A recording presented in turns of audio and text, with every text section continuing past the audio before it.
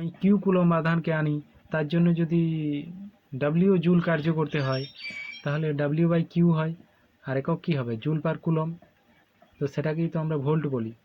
তাই বিভবের যেটা এসআই একক ভোল্ট, ভোল্ট বলতে বোঝায় জুল পার কুলম্ব। এখানে জুল পাই কুলম্ব পেয়েছি, ওই জায়গায় ভোল্ট বসিয়ে দিচ্ছি, তাহলে 1 ভোল্ট, আর মিটার ছিল 1 ভোল্ট পার বাই মিটার। তো এটাকে আমরা লিখতে পারি, এখানে পাওয়ার ফর্মে লিখে দিই, equal to 1 volt metre to the power -1। এবার তড়িৎ ক্ষেত্র প্রাবল্যের মাত্রা, তাহলে ই ইকুয়াল টু তো এফ বাই কিউ পেয়েছি, তড়িৎ ক্ষেত্র প্রাবল্য ই এর মাত্রা সমান হবে এফ এর মাত্রা বাই কিউর মাত্রা। এফ অর্থাৎ বলের মাত্রা M L T to the পাওয়ার -2, এটা আগের থেকেই জানো, মানে ভর ইন্টু ত্বরণ, বল মানে তো ভর ইন্টু ত্বরণ, তো ভরের মাত্রা ইন্টু ত্বরণের মাত্রা, ত্বরণের মাত্রা এল টি টু দি পাওয়ার -2। আর নিচে রয়েছে আধানের মাত্রা, তো আধানকে আমরা লব্ধ রাশি ধরি, তড়িৎ প্রবাহ মাত্রাকে প্রাথমিক রাশি ধরি। এসআই পদ্ধতিতে যে প্রাথমিক রাশিগুলো রয়েছে তার মধ্যে তড়িৎ প্রবাহ মাত্রা প্রাথমিক রাশি, তাহলে অবশ্যই আমাকে প্রাথমিক রাশির ফর্মে নিয়ে এসে মাত্রা লিখতে হবে। তো আধান মানে আমরা তড়িৎ প্রবাহ মাত্রা বলতে বুঝি যে একক সময়ে যে পরিমাণ আধান যায় সেটাই তড়িৎ প্রবাহ মাত্রা। তাহলে কোনো একটা নির্দিষ্ট সময়ে মোট কী পরিমাণ আধান যাবে, না প্রবাহ মাত্রা ইন্টু সময়, অর্থাৎ আধান সমান হলো মোট আধান সমান তড়িৎ প্রবাহ মাত্রা ইন্টু সময়। তো তড়িৎ প্রবাহ মাত্রা প্রাথমিক রাশি, তার মাত্রা হলো আই, আর সময়ের মাত্রা ক্যাপিটাল টি, তাই আধানের মাত্রা সমান প্রবাহ মাত্রার মাত্রা ইন্টু সময়ের মাত্রা। এবার এটাকে যদি আমি উপরে নিয়ে যাই, M L T to the power -3 I to the power -1 হয়ে যাবে, টিটা উপরে উঠলে আরেকটা -1 যোগ হবে, তার ফলে -3 হয়ে যাচ্ছে, আইটা নিচে পাওয়ার 1 আছে, উপরে উঠলে T to the power I to the power -1 হয়ে যাবে। এবার দেখো তড়িৎ বলরেখা ও তার ধর্মাবলী। তড়িৎ বলরেখা বলতে কি বোঝায়, তোমরা চুম্বক বলরেখা সম্পর্কে জেনে থাকতে পারো, আর না জানলে এখানে আবার পুনরায় জানবে চুম্বক অধ্যায়ে, এখানেও একটু বলবো। দেখো এখানে যদি একটা ধনাত্মক আধানকে রাখি, তাহলে ধনাত্মক আধান থেকে যে কোনো দূরত্বে যদি আমি অপর কোনো একটা ধনাত্মক আধানকে স্থাপন করি, তাহলে সেই ধনাত্মক আধানটা কি এই ধনাত্মক আধান দ্বারা বিকর্ষিত হবে। আর এটা যদি মুক্ত আধান হয়, স্বাধীন, ধনাত্মক স্বাধীন কোনো একটা আধানকে যদি আমি স্থাপন করি, তাহলে সেই আধানটার উপর এর বিকর্ষণ বল ক্রিয়া করবে, এবং বিকর্ষণ বল ক্রিয়া করার জন্য ওটা যেহেতু স্বাধীন অবস্থায় রয়েছে, ফ্রিভাবে রয়েছে, ও কিন্তু গতিশীল হবে, যেদিকে বল ক্রিয়া করবে সেদিকে গতিশীল হবে। তাহলে এখানে যে কোনো জায়গায় যদি আমি একটা আধান রাখি, তার গতির দিক হবে এই রেখা বরাবর, অবশ্যই এই রেখাটিকে বলা হবে বলরেখা। এবার অন্য কোনো বিন্দুতে যদি আমি ধরো +q আধান রাখি, তাহলে তার উপর বিকর্ষণ কাজ করবে, তার দরুন সেই আধানের গতিপথ হবে এই সরলরেখা বরাবর, তাহলে এটাও একটা তড়িৎ বলরেখা। এইরকম বিভিন্ন পয়েন্টে আমি আধান রেখে সেই আধান, ধনাত্মক আধান রেখে সেই ধনাত্মক আধানের সঞ্চার পথ অর্থাৎ গতিপথ বা সঞ্চার পথ আমি বের করতে পারি, সেই সঞ্চার পথ বা গতিপথটি হবে তড়িৎ বলরেখা। তাহলে এরপর তো বাইরের দিকে তো অসংখ্য বিন্দু আছে, আমি সব জায়গাতেই +q আধান রেখে তড়িৎ বলরেখা ক্যালকুলেশন করতে পারি। এখানে দেখো তাহলে ধনাত্মক আধান থেকে তড়িৎ বলরেখা সবসময় বহির্মুখী হবে, কারণ এর বাইরে যে কোনো বিন্দুতে যদি আমি ধনাত্মক আধান রাখি, পরীক্ষাধীন আধান মানেই ধনাত্মক আধান, তো ধনাত্মক আধান যদি রাখি তাহলে তার উপর বিকর্ষণ বলের জন্য সেটা দূরের দিকে সরে যাবে, অর্থাৎ ধনাত্মক তড়িৎগ্রস্ত বস্তু থেকে নির্গত বলরেখাগুলো সবসময় ওই ধনাত্মক তড়িৎগ্রস্ত বস্তু থেকে বাইরের দিকে হবে। আর একটা বিষয়, এখানে পারফেক্টলি গোলক নিয়েছি বলে যে এরকম মনে হচ্ছে তা নয়, আধান এই বলরেখাগুলো কিন্তু পরিবাহী তলের সাথে লম্বভাবে নির্গত হয়। যদি বস্তুটা অন্যরকম হতো, ধরো এইরকম আকৃতির হতো, যে কোনো জায়গায় বলরেখা অঙ্কন করতাম, সেই জায়গাতে যে অতি ক্ষুদ্র তল রয়েছে সেই তলের উপর লম্ব, যেমন এই জায়গাতে বলরেখাটা এই দিকে হয়ে যাচ্ছে, আবার এই জায়গাতে বলরেখার ডিরেকশনটা তলের উপর লম্ব করতে গিয়ে এইদিকে হচ্ছে, তাহলে তো দুটো বলরেখা এই জায়গায় গিয়ে ছেদ করতে পরস্পরকে, কিন্তু না, ছেদও করবে না, কারণ এই দুটো বলরেখা পরস্পরকে বিকর্ষণ করে। তো একই দিকে গমন করে এরকম দুটি বলরেখা পরস্পরকে বিকর্ষণ করে, আর কখনোই দুটি বলরেখা পরস্পরকে ছেদ করে না। তা ওটা নিয়ে আরো ব্যাখ্যা আছে পরে। তাহলে দেখো এর যে কোনো পয়েন্ট থেকে, যে কোনো সারফেসের যে কোনো তল থেকে বলরেখাগুলো লম্বভাবেই নির্গত হবে। অনিয়তাকার বস্তু হলে বলরেখাগুলো এইভাবে নির্গত হবে। আর আমরা পারফেক্টলি গোলক ধরে নিলে সবগুলোই কিন্তু সুষমভাবে ওই যে কোনো তলের সাথে লম্ব দিকে নির্গত হবে, অর্থাৎ রেডিয়াস বরাবর বাইরের দিকে নির্গত হবে। আর এই পরিবাহী গোলকের ভিতরে কিন্তু কোনো বলরেখা থাকে না, বলরেখাগুলো সব পরিবাহী পৃষ্ঠ থেকে বাইরের দিকে। এবং এই বলরেখাগুলো কত দূর পর্যন্ত যাবে না, যতদূর পর্যন্ত এই বিকর্ষণ, এই বলের প্রভাবটা অনুভূত হবে। এখানে ধনাত্মক আধান বলে বিকর্ষণ বল, ঋণাত্মক আধান হলে আকর্ষণ বল হতো। তাহলে যতদূর পর্যন্ত এদের মধ্যে স্থির তড়িৎ বলের প্রভাবটা অনুভূত হবে, অর্থাৎ ম্যাথামেটিক্যালি অসীম দূরত্ব। তাই বলতে পারি বলরেখা কোনো তড়িৎগ্রস্ত বস্তু, ধনাত্মক তড়িৎগ্রস্ত বস্তু থেকে উৎপন্ন হয়ে অসীম দূরত্বে মিলিত হয়। এগুলো সব অসীম দূরত্বে গিয়ে অসীম দূরত্বে মিলিত হবে। এবার দেখো একটা নেগেটিভ তড়িৎগ্রস্ত বস্তু যদি রাখি এবং তার বাইরে যে কোনো বিন্দুতে একটা ধনাত্মক আধানকে যদি স্থাপন করি, স্বাধীন ধনাত্মক আধান, তাহলে সেই ধনাত্মক আধানকে নেগেটিভ তড়িৎগ্রস্ত বস্তু আকর্ষণ করবে। আর তার দরুন ধনাত্মক আধানটি, মুক্ত ধনাত্মক আধানটি ওই ঋণাত্মক তড়িৎগ্রস্ত বস্তুর দিকে গতিশীল হবে। অর্থাৎ এখানে এই বিন্দু আধানের সঞ্চারপথ হবে এই রেখা বরাবর। এখানেও যদি একটা মুক্ত স্বাধীন বিন্দু আধানকে স্থাপন করি, তাহলে এটারও সঞ্চারপথ হবে ঋণাত্মক আধানের দিকে। এরকম এর বাইরে যে কোনো পয়েন্টে যদি আমি কোনো মুক্ত ধনাত্মক আধানকে স্থাপন করি, তার গতিপথ ওই ঋণাত্মক আধানের দিকেই হবে। তাহলে বলতে পারি যে ঋণাত্মক আধানের, কোন একটা ঋণাত্মক আধানের যে বলরেখাগুলোর দিক ওই ঋণাত্মক আধানের পৃষ্ঠের দিকেই হয়। এখানে বলরেখাগুলো কোথা থেকে আসছে? এখানে বলরেখাগুলো অসীম দূরত্ব থেকে আসছে, কারণ এই আকর্ষণ বলটা অসীম দূরত্ব পর্যন্তই বিস্তৃত। তাই অসীম দূরত্ব থেকে এই বলরেখাগুলো এসে এই ঋণাত্মক আধানগ্রস্ত বস্তুর পৃষ্ঠে মিলিত হয়েছে। এর ভিতরে কিন্তু বলরেখার কোনো অস্তিত্ব নেই। আর এই বলরেখাগুলো অবশ্যই এই তলের লম্বভাবে এসে মিশেছে, তলের উপর লম্বভাবে এসে মিশেছে যে কোনো দিক থেকে।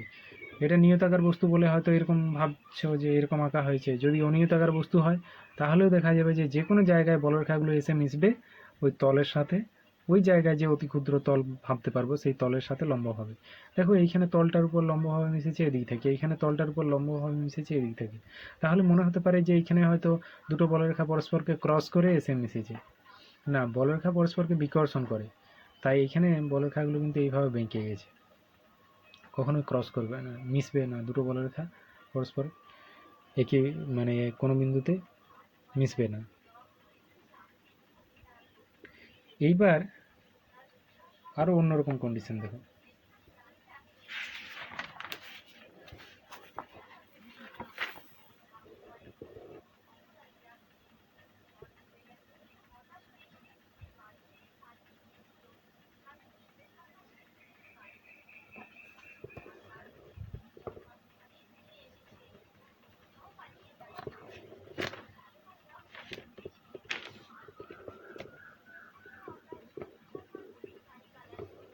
এখানে দেখো একটা ধনাত্মক তড়িৎগ্রস্ত বস্তু এবং একটি ঋণাত্মক তড়িৎগ্রস্ত বস্তুকে পাশাপাশি রেখেছি।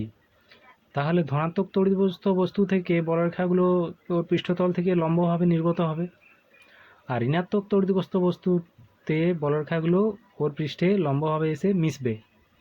তো এখানে ধনাত্মক তড়িৎগ্রস্ত বস্তু থেকে যে বলরেখাগুলো নির্গত হবে সামনের দিকে, সেগুলো ঋণাত্মক তড়িৎগ্রস্ত বস্তুতে এসে সোজাসুজি মিশবে। কারণ এর মাঝে ধরো কোনো একটা ধনাত্মক তড়িৎগ্রস্ত বস্তু প্লাস স্মল কিউ আধানকে ধরো আমি রাখি, যদি এই আধানটা কি করবে, বিকর্ষণ করবে, আর এই আধানটা আকর্ষণ করবে। তার ফলে আধানটা সঞ্চারপথ হবে, এটা এই বরাবর এসে এখানে মিলিত হবে, তাই বলরেখাটা এই দিকে হবে।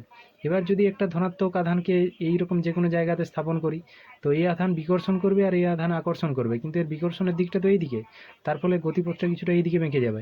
এবার যখন এর কাছে চলে আসবে তখন এর আকর্ষণ বলটা বেশি হবে, তাই আকর্ষণ বলের জন্য ওটা আবার গতিপথ পরিবর্তন করে এই দিকে এসে মিশবে। তো এইভাবে এই যে বলরেখাগুলো বুঝাচ্ছে যে এরকম জায়গায় যদি আমি কোনো একক ধনাত্মক আধানকে রাখি, সেটা অবশ্যই এই গতিপথ বরাবর এসে এই ঋণাত্মক আধানগ্রস্ত বস্তুতে মিলবে। এবার দূরের দিকেরগুলো আরও বড় আকারের পথ অতিক্রম করে, দীর্ঘ পথ অতিক্রম করে এসে মিশবে। তো ওটা ছবিতে নেই, ওই জন্য ওদিকটা ছেড়ে এইভাবে লেখা হচ্ছে, মানে এই বলরেখাটা দীর্ঘ পথ অতিক্রম করে এইখানে এসে মিশবে, এই বলরেখাটা আরও দীর্ঘ পথ অতিক্রম করে এখানে এসে মিশবে, উল্টো দিকেও তাই। আর যেটা সোজাসুজি বিপরীতে রয়েছে সেই বলরেখাটা ওটা মিশবে না, ও সোজা চলে যাবে। এবার যদি বলি ওটা কোথায় যাবে, ওটা অসীম দূরত্বে চলে যাবে। বা এইদিকে যদি কোনো বিপরীত তড়িৎগ্রস্ত বস্তু থাকে বা নিস্তড়িত বস্তু থাকে তার গায়ে গিয়ে মিলতে পারে। আর এই দিক থেকে অসীম থেকে বলরেখা এসে এখানে মিশবে। এবার এখানে দুটো বিপরীত তড়িৎগ্রস্ত বস্তু নিয়েছিলাম, এবার ধরো দুটো সমজাতীয় তড়িৎগ্রস্ত বস্তু, এটাও প্লাস কিউ এটাও প্লাস কিউ পাশাপাশি রেখেছি। তাহলে এখানে বলরেখাগুলো যেটা ধরো এখানে কোনো ধনাত্মক আধানকে যদি রাখি, এই আধানও কি করবে, বিকর্ষণ করবে, এই আধানও বিকর্ষণ করবে। তাহলে ধনাত্মক আধানের গতিশীল হবে না, কোনো দিকে গতিশীল হবে না। সেই জন্য আমরা এই অঞ্চলে কোনো বলরেখা পাই না, বিশেষ করে বলতে গেলে এই বিন্দুতে কোনো বলরেখা পাবো না, ঠিক মাঝামাঝি অবস্থিত একটা বিন্দুতে। তো এই বিন্দুটাকে উদাসীন বিন্দু বলা হয়। এখানে দুদিক থেকে আগত বলরেখা পরস্পরকে প্রতিমিত করেছে, অর্থাৎ এই বরাবর এখানে কোনো বলরেখা নেই, এরকমটা বোঝা হবে। আর এই যে বলরেখাগুলো আমি এঁকেছি এর মাঝেও তো আরও অনেক বলরেখা আছে, এইখানেও আরও বলরেখা আছে যেগুলো এইভাবে ঘুরে গেছে। তাই এই জায়গাটায় যে এই জায়গাটা উদাসীন মানে নিরপেক্ষ অঞ্চল বা উদাসীন অঞ্চল এরকম বলতে পারবো না। এই বিন্দুটা উদাসীন বিন্দু, এইদিকে বলরেখা হয়তো নির্গত হয়েছে, সেগুলো এদিকে চলে গেছে, এখানেও বলরেখা এদিকে নির্গত হয়েছে, এদিকে চলে গেছে। এবার কেন এদিকে চলে যাচ্ছে না, এই বলরেখা দুটো কি পরস্পরকে বিকর্ষণ করছে, তার ফলে এই দিকের বলরেখাগুলোর বিকর্ষণের জন্য এই বলরেখাগুলো এইদিকে বেঁকে গেছে, আর এই বলরেখাগুলোর বিকর্ষণের জন্য এই বলরেখাগুলো এইদিকে বেঁকে গেছে, নিচেও তাই। এই বলরেখাগুলোর বিকর্ষণের জন্য এই দিকের বলরেখাগুলো যেটা এইদিকে যাওয়ার কথা ছিল এইদিকে বেঁকে গেছে, আবার এই দিকের বলরেখার বিকর্ষণের জন্য এই বলরেখা যেটা এইদিকে যাওয়ার কথা ছিল সেটা এইদিকে বেঁকে গেছে। তো দেখা যাচ্ছে যে এইভাবে বলরেখাগুলো ওই বিকর্ষণ বলের জন্য বেঁকে গেছে।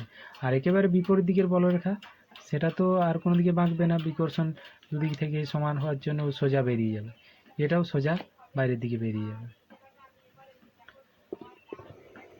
এবার দুটি ঋণাত্মক আধানকে যদি পাশাপাশি স্থাপন করা হয় তাহলে ঋণাত্মক আধানের উপর তো অসীম থেকে বলরেখা এসে মিশে, তো এখানে দেখো বলরেখা পরস্পরকে বিকর্ষণ করবে একই দিকে গমনকারী বলরেখাগুলো।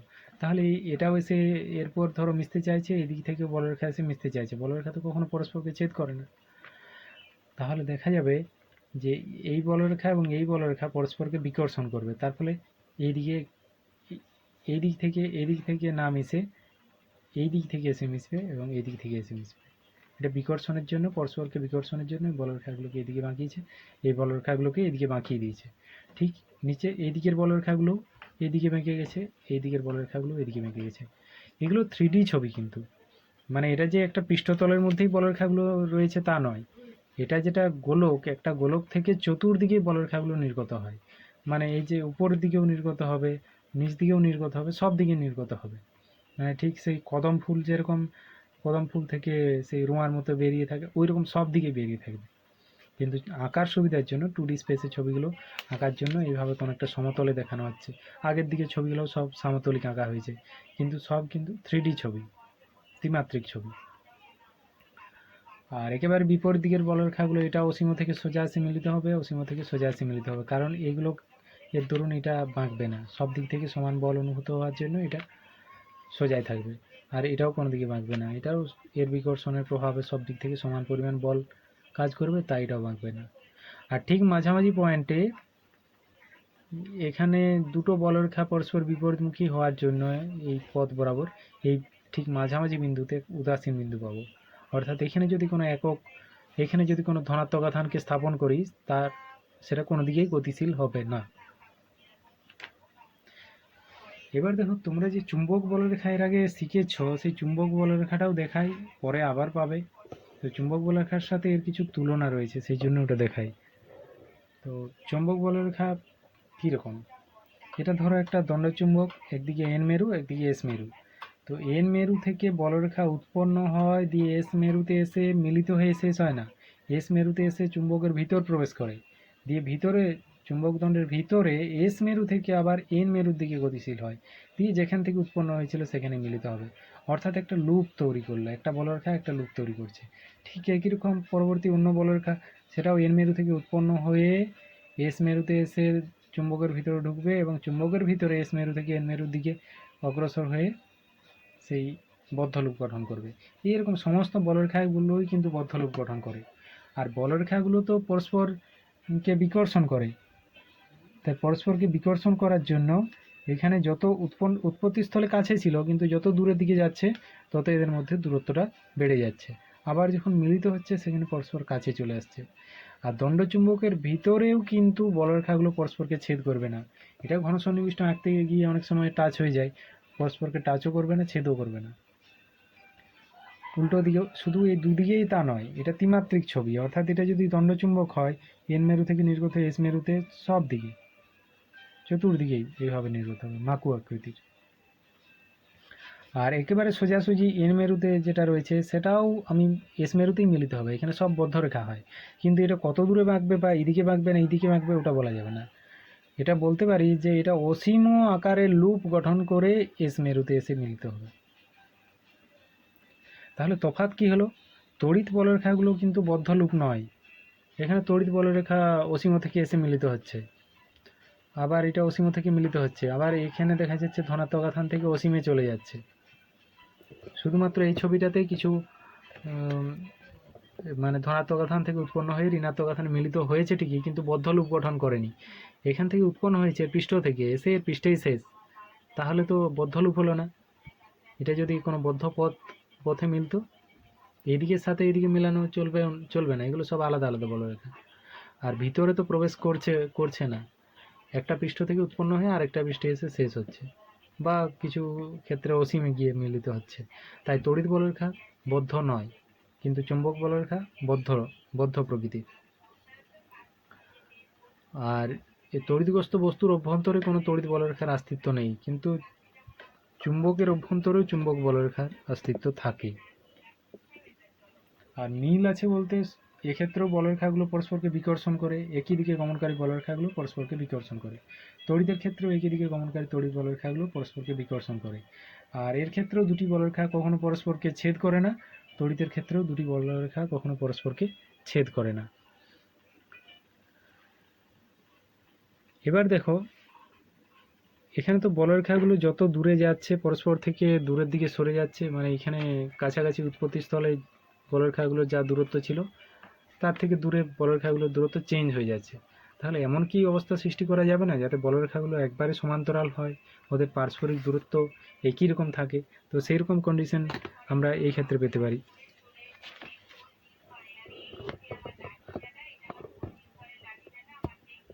এখানে দেখো, এটা একটা ধরো ধাতব পাত নিয়েছি, এটা তড়িৎগ্রস্ত, আরও নিচেও একটা ধাতব পাত নিয়েছি, এটা তড়িৎগ্রস্ত। এটা রেখা টেনেছি কিন্তু একটা ধাতব পাত, এটাও একটা ধাতব পাত। তো দুটো ধাতব পাতেই আহিত, এবং একটা ধাতব পাত পজিটিভ আধানে আহিত আর একটা ধাতব পাত নেগেটিভ আধানে আহিত।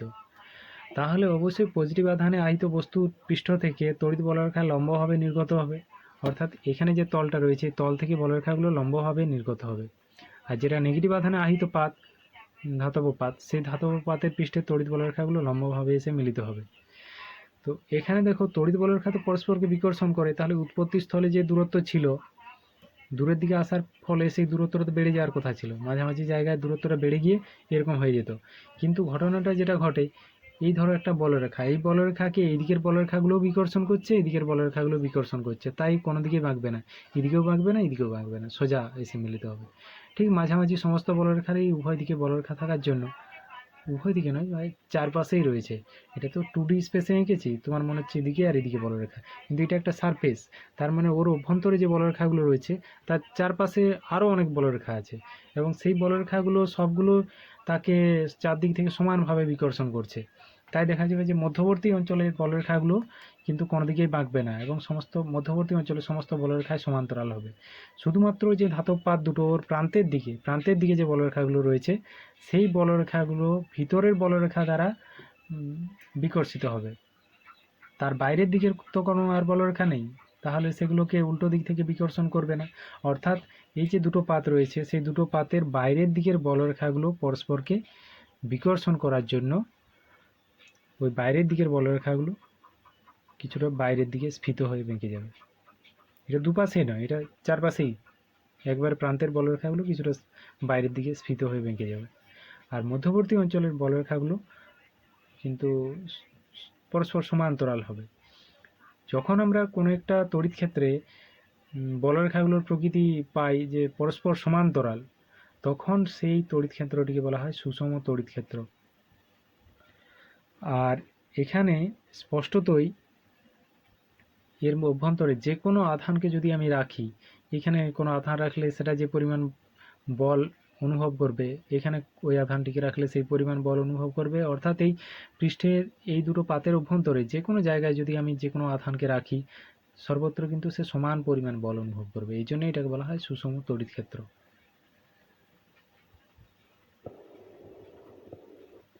এবার আমরা আঁকার সুবিধার জন্য অনেক কম সংখ্যক বলরেখা আঁকি, কিন্তু বলেছি চারপাশে অসংখ্য বিন্দু রয়েছে এবং সেই বিন্দুর যে কোনো জায়গায় আমি যদি ধনাত্মক আধানকে স্থাপন করি, তার গতিপথের সঞ্চারপথটি হবে বলরেখা। তা বলে কি মানে একদম অসীম সংখ্যক বলরেখা হতে পারে? না, তড়িৎ বলরেখার একটা লিমিট আছে। যে একটা আধান রয়েছে তার চারপাশে আমি যত ইচ্ছা বলরেখা কল্পনা করে নেব, এটা করা যাবে না। তো এই সংক্রান্ত ক্যালকুলেশন করেছিলেন বিজ্ঞানী ম্যাক্সওয়েল। উনি ওনার পরীক্ষা থেকে ক্যালকুলেশন থেকে প্রাপ্ত যে তথ্যটা দিয়েছেন সেটা হলো, যদি কিউ পরিমাণ আধান থাকে তার বাইরে বলরেখার সংখ্যা হবে কিউ বাই ইপসাইলন, যেখানে ইপসাইলনটা হলো মাধ্যমের তড়িৎভেদ্যতা। এটা মাধ্যমের তড়িৎভেদ্যতা।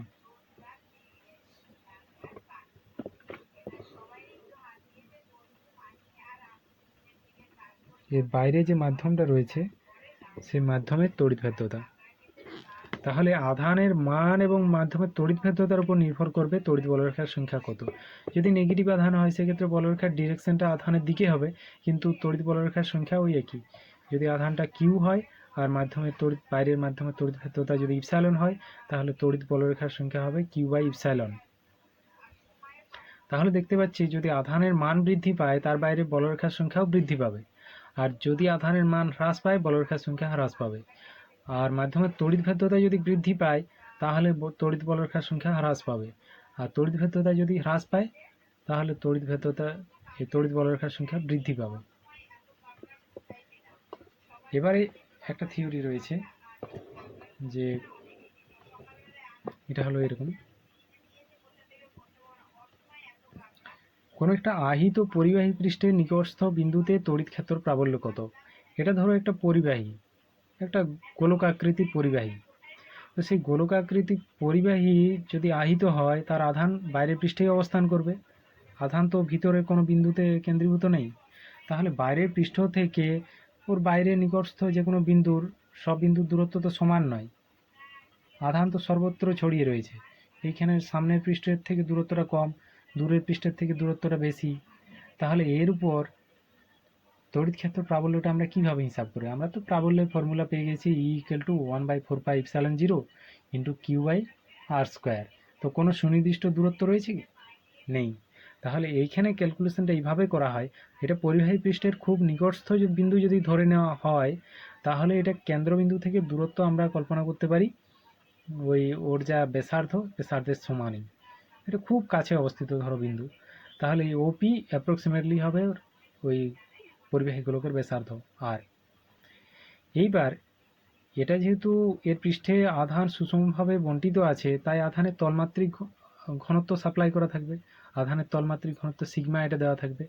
এইবার এই পরিবাহীর ব্যাসার্ধ যদি আর হয়, তাহলে পরিবাহী গোলকের পৃষ্ঠতলের ক্ষেত্রফল 4πr² এটা পাই। এবার তলমাত্রিক ঘনত্ব বলতে বোঝায় একক ক্ষেত্রফলে অবস্থিত আধানের পরিমাণ। তাহলে এর সম্পূর্ণ পরিবাহী গোলকে যে পরিমাণ আধান রয়েছে অর্থাৎ কিউ, এই কিউ আধানটা কত হবে না তলমাত্রিক ঘনত্ব ইন্টু পৃষ্ঠতলের ক্ষেত্রফল, একক ক্ষেত্রফলে অবস্থিত আধান ইন্টু মোট ক্ষেত্রফল। তাই কিউ = 4πr² ইন্টু সিগমা। এইবার ধরে নেওয়া হবে সমগ্র আধানটা, এটা যেহেতু একটা সুষম আকৃতির বস্তু পরিবাহী গোলক, সমগ্র আধানের কেন্দ্রবিন্দুতে কেন্দ্রীভূত ধরে নেওয়া হবে, কিন্তু আদতে এর ভিতরে কোনো আধান নেই, আধান রয়েছে বাইরের পৃষ্ঠে। কিন্তু এটা এইভাবে ধরে নেওয়া যায় যে সমগ্র আধান এর কেন্দ্রবিন্দুতে রয়েছে, অর্থাৎ সমগ্র আধানের ভার কেন্দ্র হলো তার কেন্দ্রবিন্দু। তাই সমগ্র আধান কেন্দ্রবিন্দুতে আছে ধরলে ওই মোট কিউ আধান থেকে এই বাইরে পি বিন্দুর দূরত্ব এটা আর, তাহলে পি বিন্দুতে তড়িৎ ক্ষেত্র প্রাবল্য আমরা পাবো equal to 1/4 epsilon into Q by R square. এখানে মাধ্যমের তড়িৎ ক্ষেত্রটা ইপসাইলন জিরো ধরবো না, জিরো লেখা হয়ে গেছিলো কিন্তু কেটে দিয়েছি। কারণটা কি, এটা শূন্য মাধ্যম তো হতে পারে না, এটা পরিবাহী গোলক আর এটা খুব কাছে আছে, তার মানে ও বিন্দু থেকে যে দূরত্বটা, এই দূরত্বটা কিন্তু শূন্য মাধ্যম নয়, এটা এই পরিবাহী পদার্থ দিয়ে তৈরি মাধ্যমটা। যদি এটা লোহার গোলক হয় তাহলে মাধ্যমটা হবে লোহা, যদি অ্যালুমিনিয়াম হয় তাহলে অ্যালুমিনিয়াম হবে, যদি তামা হয় তাহলে তামা হবে। তাই এটা কিন্তু পরিবাহী গোলকের কেন্দ্রবিন্দু থেকে পি বিন্দুর মধ্যে যে মাধ্যমটা ওটা শূন্য মাধ্যম কল্পনা করতে পারি না। তাই এখানে শূন্য মাধ্যমে তড়িৎ ভেদ্যতা ইপসাইলন জিরো না লিখে এখানে শুধু ইপসাইলন লেখা হচ্ছে, অর্থাৎ ওই যে মাধ্যমটা, যে উপাদানের গোলকটা তৈরি তার তড়িৎ ভেদ্যতা এটা। তাই 1/4 ইপসাইলন ইন্টু সমগ্র আধান কেন্দ্রবিন্দুতে আছে এবং মোট আধান কিউ, তাহলে কিউ বাই আর স্কোয়ার। এখানে এই কিউ সমান যেটা পেয়েছি তলমাত্রিক ঘনত্বের সাহায্যে 4 আর স্কোয়ার ইন্টু সিগমা, এটা বসাবো। তাহলে কিউর জায়গায় 4 আর স্কোয়ার ইন্টু সিগমা বসিয়েছি। এবার দেখো উপর নিচে কিছু রাশি বাদ যাবে, 4 বাদ যাবে, আর স্কোয়ার বাদ যাবে, পড়ে থাকবে উপরে সিগমা, নিচে ইপসাইলন। তাহলে পেলাম সিগমা বাই ইপসাইলন। এবার কোনো বস্তুর তড়িৎ ভেদ্যতা সরাসরি দেওয়া থাকে না, ওর আপেক্ষিক তড়িৎ ভেদ্যতা ইপসাইলন আর দেওয়া থাকে, কারণ সরাসরি পরিমাপ করে ইপসাইলন আর টি পাওয়া যায়, তাই ডেটাতে ইপসাইলন আরই দেওয়া থাকে বেশিরভাগ ক্ষেত্রে। তো ইপসাইলন আর জানা থাকলে আমরা কোনো মাধ্যমের তড়িৎ ভেদ্যতা সমান শূন্য মাধ্যমের তড়িৎ ভেদ্যতা ইন্টু আপেক্ষিক তড়িৎ ভেদ্যতা, এটা জানি, এর আগে করেছি। Epsilon equal to epsilon zero epsilon R, ওটা বসিয়ে দেবো, আর ইপসাইলন জিরোর মানটা এটা আমাদের জানা থাকবে। তাহলে পেয়ে যাচ্ছি sigma by epsilon zero epsilon R. এখানে দেখো তাহলে কোনো পরিবাহী গোলকের পৃষ্ঠের নিকটস্থ কোনো বিন্দুতে প্রাবল্যের মান ওই গোলকের ব্যাসার্ধের উপর নির্ভর করে না। এখানে আরটা কি, এটা রিলেটিভ ওই পারমিয়েবিলিটি, আপেক্ষিক তড়িৎ ভেদ্যতা বোঝায়। তড়িৎ ভেদ্যতা ইংরেজি পারমিয়েবিলিটি। তো রিলেটিভ পারমিয়েবিলিটি, রিলেটিভের আর সাফিক্সে রয়েছে। তাহলে এখানে কোনো ওই ব্যাসার্ধ আর এর টার্ম নেই, এটাতে বা এটাতে নেই। তাই এটা পরিবাহী গোলকটি বড় হোক বা ছোট হোক তার উপর নির্ভর করছে না, পরিবাহী গোলকের পৃষ্ঠে আধানের তলমাত্রিক ঘনত্ব কত আর বাইরের আর ওই পরিবাহী গোলকের উপাদানের তড়িৎ ভেদ্যতা কত তার উপর নির্ভর করছে যে ওই পরিবাহী গোলকের নিকটস্থ বিন্দুতে তড়িৎ ক্ষেত্র প্রাবল্য কত হবে। এটাই কুলম্বের উপপাদ্য, এটা বিজ্ঞানী কুলম্ব করেছিলেন, তাই এটা কুলম্বের উপপাদ্য নামকরণ করা হয়। কুলম্বের সূত্রের সাথে গুলিয়ে ফেলো না, কুলম্বের উপপাদ্য বললে এই প্রমাণটি দেখাতে হবে এখান থেকে, মানে আহিত পরিবাহী পৃষ্ঠের নিকটস্থ বিন্দুতে তড়িৎ ক্ষেত্র প্রাবল্যের রাশিমালাটি বের করতে হবে, দিয়ে বলতে হবে এটি কুলম্বের উপপাদ্য। তাহলে আজ এখানেই থাক।